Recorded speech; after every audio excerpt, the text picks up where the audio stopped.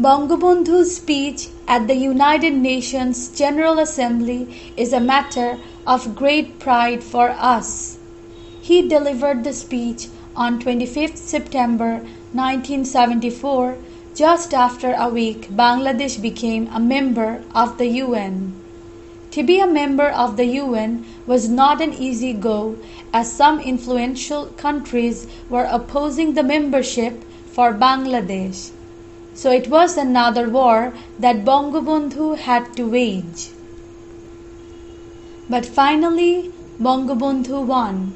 He won not only the UN membership, but also everyone who listened to his ever first speech at the UN. It was a veni vidi vici experience for him. He came, he saw, and he conquered everyone. Bangabandhu was the first person in the history of the UN to deliver a speech in Bangla, the language of the 7.5 crore, 75 million Bengalis, the language of the language martyrs. The poet of oration, the icon of charismatic leadership, touched another milestone, and so did the Bengalis through him. It was a speech that revealed Bangladesh's stand on national and international issues before the global community. Identifying the UN as the parliament for the humankind, Bangabandhu recognized the moment of delivering his speech historical. He mentioned that the very moment justified the century-long struggle and sacrifice of the Bengalis for self-rule, independence, dignity, and coexistence along with other nations. He assured that Bangladesh would follow the ideology of mutual respect, national sovereignty, regional integrity, and non-interference into internal issues of other countries.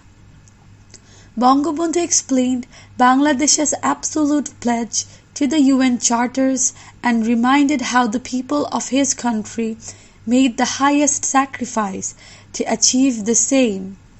The father of the nation added that Bangladesh would look forward to such a world where peace and justice would take their rightful place.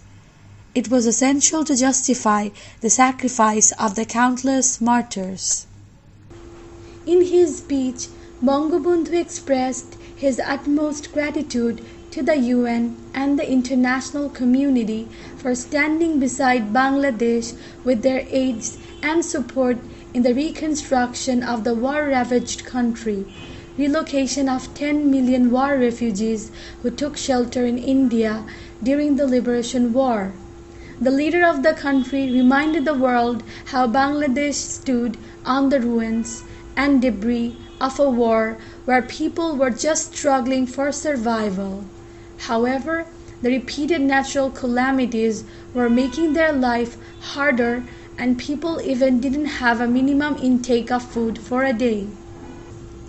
Going beyond Bangladesh, he expressed solidarity for all the oppressed people around the world and denounced racism, discrimination, imperialism, and the use of force to stop people's justified movements for their rights.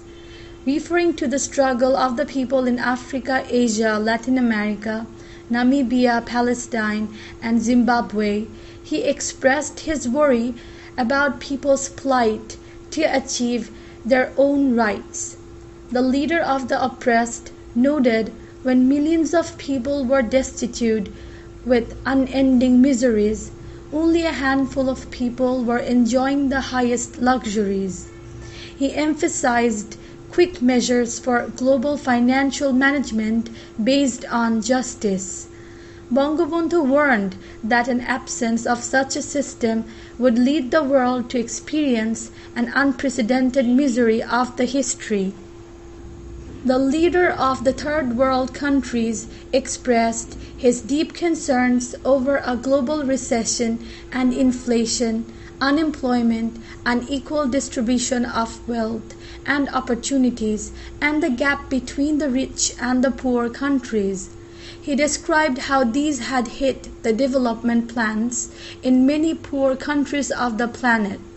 To Bangabandhu, it was a global responsibility to fight these problems and take concerted efforts to put an end to these. Before he concluded his speech, Bangabandhu declared that Bangladesh would follow the paths of togetherness, brotherhood, and mutual respect and cooperation. He expected the UN would take substantial roles in solving the prevailing human crises in the subcontinent as well as in other countries.